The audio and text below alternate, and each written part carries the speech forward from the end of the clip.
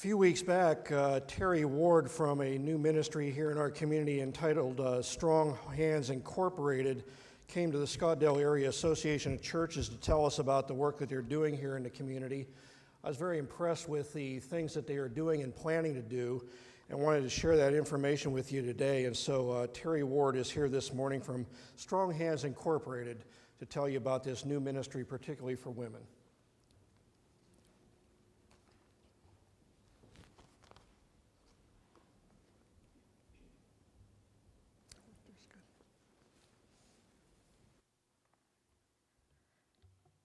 First of all, I want you to bear with me. I am incredibly nervous, so if you could just say a prayer to settle me down a little bit. My heart is pounding. The first thing I would like to ask of you is to use your imagination for me, and I know a lot of you will not have to. I want you to imagine a girl that you care about very much. And I want you to imagine her finding the amazing man of her dreams. He is wonderful, he is perfect, he is charismatic. And right away, he wants to get married, which is actually pretty typical.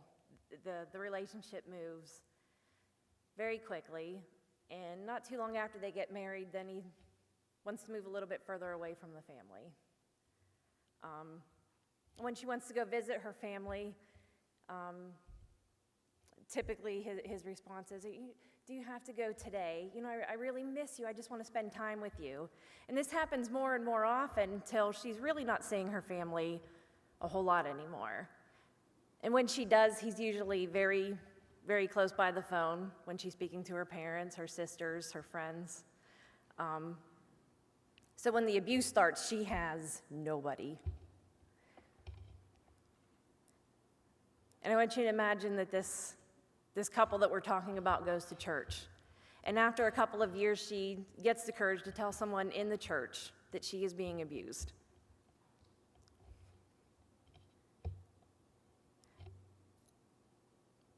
I've heard this story a lot of times, and typically I'm really surprised at the way some churches respond to abuse. I know a girl who sat down with her minister in his office. She had 2 black eyes and a broken nose, and the husband was never addressed. The only subject that was addressed by the pastor was, wives, submit to your husbands. You said forever, and that means forever. Work it out. She did eventually have the courage to leave, but that thought had never left her mind. What she was told when she knew that she was in a very scary place. And this was what she was living in every day. This didn't happen once in a while. And then actually it wouldn't have mattered. It doesn't matter whether it's every day. It doesn't matter whether it's once a week, once a year. Abuse is failing a marriage. And that's pretty plain and simple. And so I started Strong Hands Inc. because I felt that Christian women needed a Christian place to go to. There are a lot of feminist groups out there that are, I'm sorry.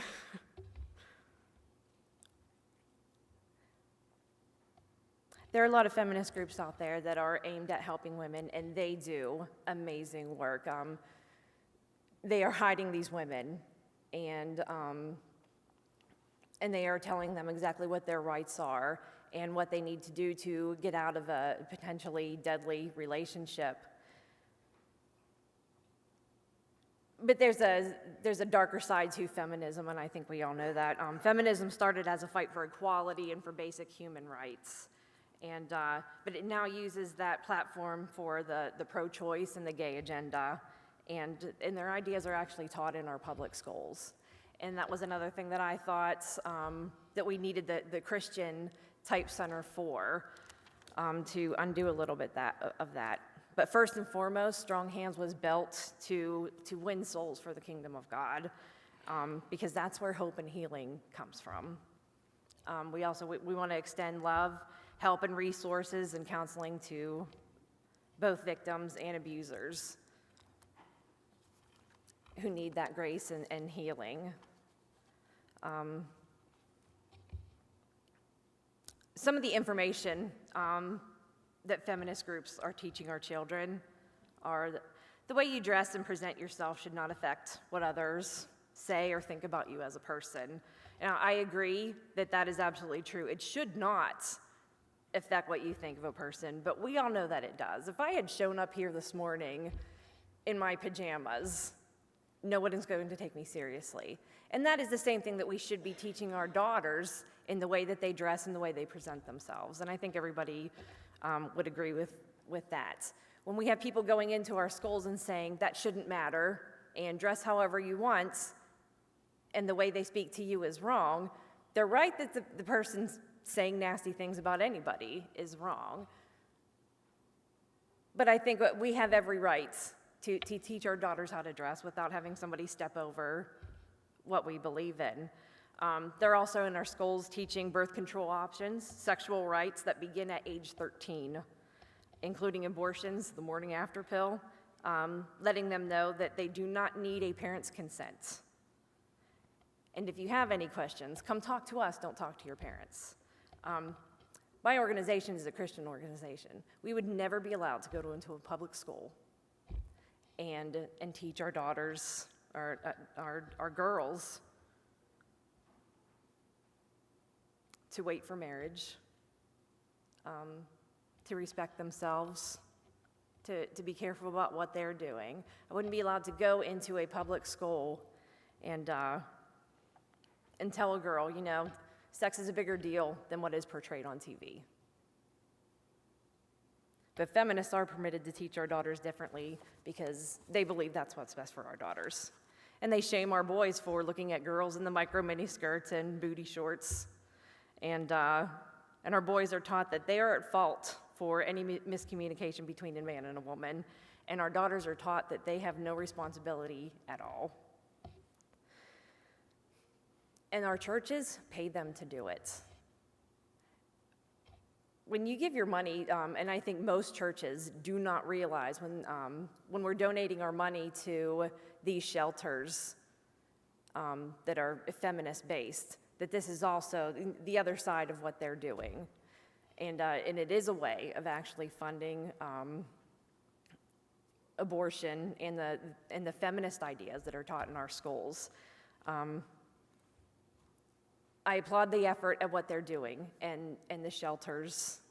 And they are there every day at the courthouses waiting to help women out to know how to file a PFA. And they do a wonderful job. But that part where they're teaching our kids things that go against our beliefs because they feel that that is what's best, where they can let our daughters know how to overstep us because what they believe they feel is more important, is where I think a lot of changes need to be made. And that I think a lot of churches need to know that that's what's going on. That's one of the reasons that we wanted to speak in the churches and make them aware of it. And so we, Shannon and I and Leslie, who's back there, you can see her, we had started something called Project 4, and it was a way of addressing abuse on 4 sides, and that would be the family, oppressor, hurting souls being the victim, and the church itself. I want you to bear in mind that I realize that women are also abusive, but because of the context of what the Bible says, that the issue of men abusing women is what we're addressing today, and I don't mean to downplay the abuse of men by women, and I just wanted to be clear about that. Most often when we have contacted churches, the first thing they say is, we'll let you talk to our women's ministries. And we're happy to get in that way too. But the problem we were having is not being able to address abusers themselves. Because usually what happens in a church is the women are addressed as, and that could be on either side here, whether or not you're trying to get the woman out and get her help, or to have her stay in the marriage, or to tell her that she needs to stay in the marriage. And as Christians, we tend to tackle the problem on that side of the abused and support her. And it seems like the abuser isn't always approached on the subject. I want to read Ephesians 5:22 through 30. And I know all of you have heard it, and now I'm not seeing it sitting up here. There it is. Ephesians 5:22 through 30. Wives, submit to your husbands as you do to the Lord.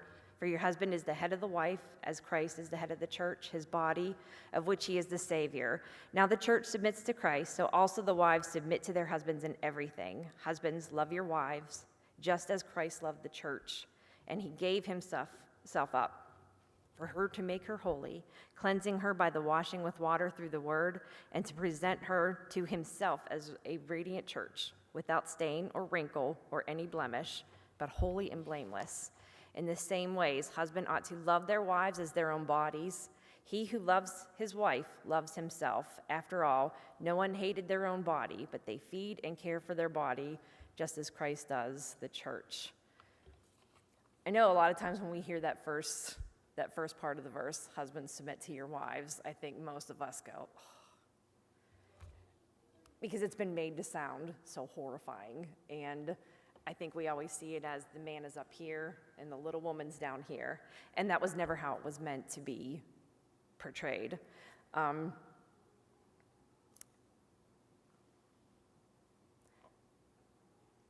The husband is supposed to be, ideally, hearing from God.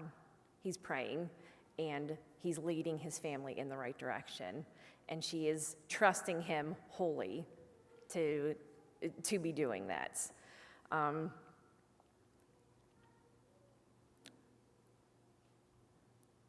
It actually is the perfect picture of marriage, and it's one of love and respect rather than the fight for control over each other. The intent behind it is that the feelings are to honor each person as equal, but God hardwired men and women differently, such as to honor each other in different ways. A wife is to be looked at by her husband in the same way Jesus looks at her, without reminding her of every mistake she's ever made, and imperfection without punishment. And he's to treat her the way he would his own body. But Jesus first commands the wife to submit to her husband as to the Lord. Keep in mind, this commandment is to the wife only. It does not say for the husband's job is to force the woman to be submissive, and that's the difference between submission and oppression. It's not the husband's responsibility to force his wife. It's his responsibility to lead his wife. It's not a birthright to get whatever he desires, but it's about praying about every decision that he makes that is best for his family. And that every decision he makes is because he is hearing from God. The church submits to Christ because Jesus will not lead us down the wrong path. And we know that. You know, when you pray and God's telling you what to do, he's not going to tell you the wrong thing. And when we do our own thing, it often goes wrong. And that's what our husbands are supposed to be helping us to do, is to not go down the wrong path. Husbands, when you treat your wives the way the Bible instructs you to, when your wife knows that you have her best interest and family's best interest at heart, and when she knows that you're a godly man both inside and outside of the church, she's going to be happy to follow you anywhere. We all know how the Bible describes love in 1 Corinthians 13:4-8. Love is patient, love is kind, it does not envy, it does not boast. When we love each other that way, that's what makes a marriage beautiful, is it loving each other the way the Bible intended us to. And that it doesn't include hitting. It doesn't include smacking, kicking, punching. It doesn't include being called fat, being called a loser, being told you're worthless, being told I wish I'd never married you. When we do that, it tears down the way that God intended our marriages to be. Now, on the side of fathers, nationally, the role of a father in this country has been played down. If you watch the media, most of the time they make fathers out to be idiots, and you can hear the daughters telling them to shut up and calling them idiots, and things that I know when I was growing up, my father never would have put up with, and I know my husband certainly isn't going to put up with that either. But you see it a lot. I mean, they have played men down, and if you see it, usually if you see a man in the media trying to assert himself at all, he's been called a chauvinist and accused of oppressing women, and I think that within itself has made men's ears close to hearing about domestic abuse.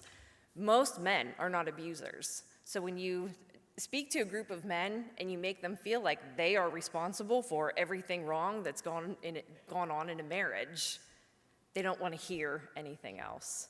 So I think that's why in the church it hasn't been addressed, or at least in my experience, I don't hear it addressed very often.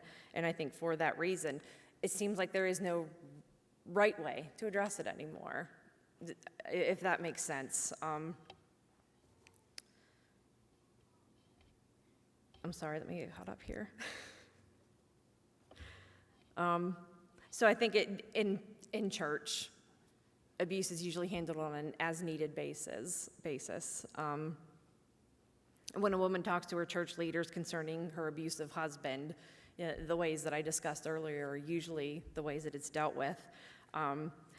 There are leaders that have shamed the victim for telling family secrets. Then they talk to the husband, and then when she gets home, she is in really big trouble. Or she's told for better or for worse.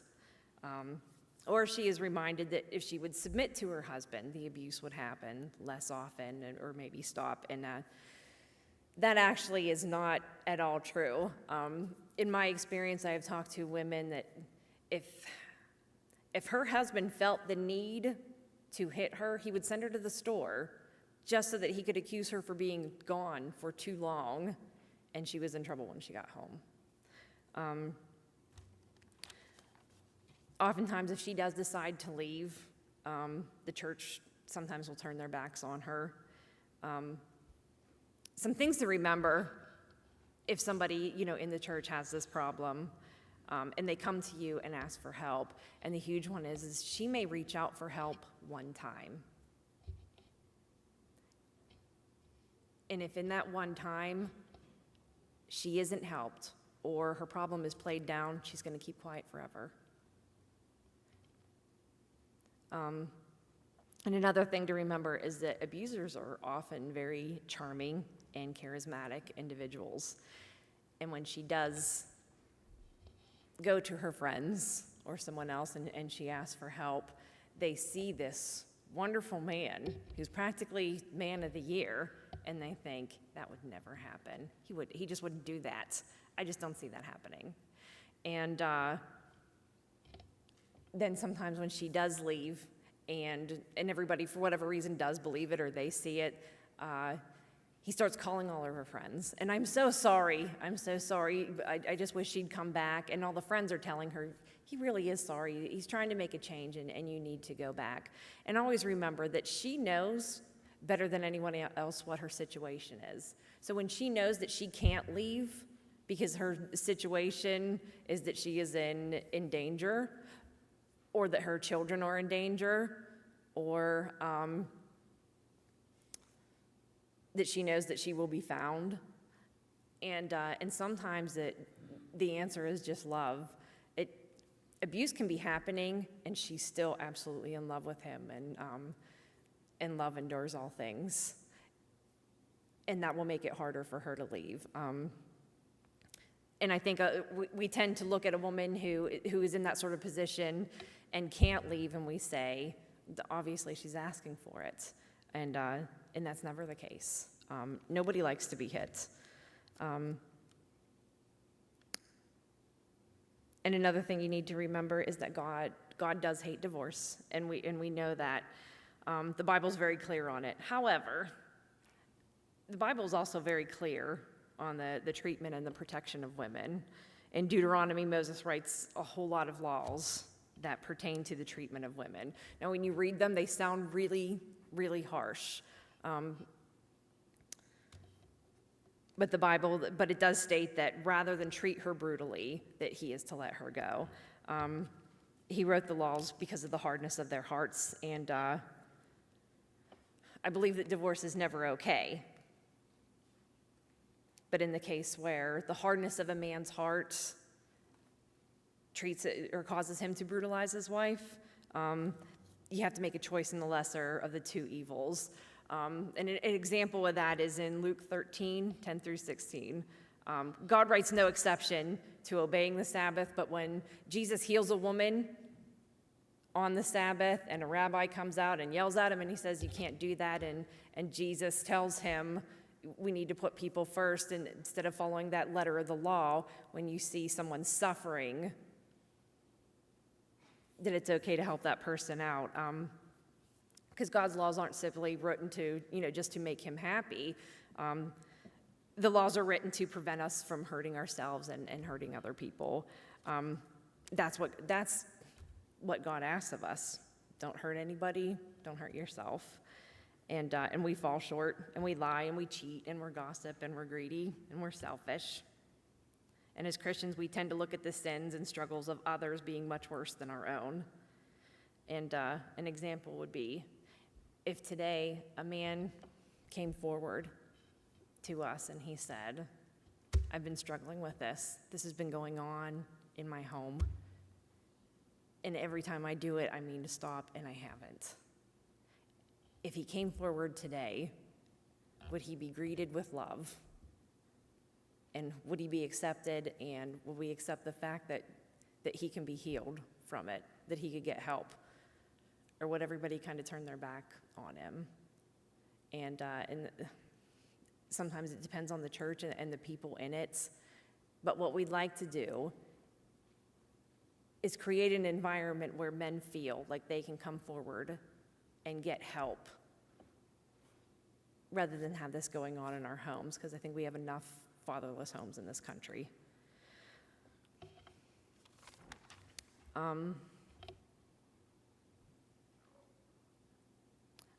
The worldly opinion of abusers is that of an unchanging monster, and we know that that's not true.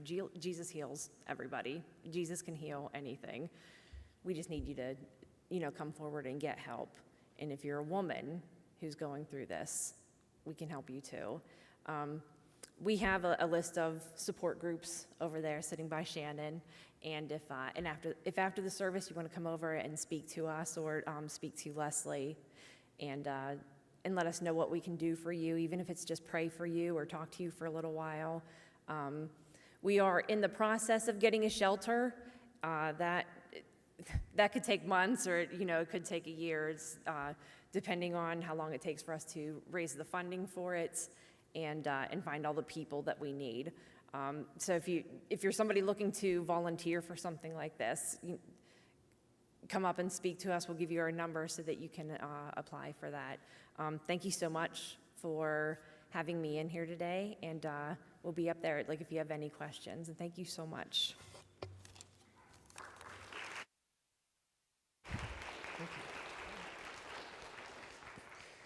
Thank you, Terry, for addressing a very difficult subject with us here today. And if anybody would like to speak with either of these representatives from Strong Hands Incorporated,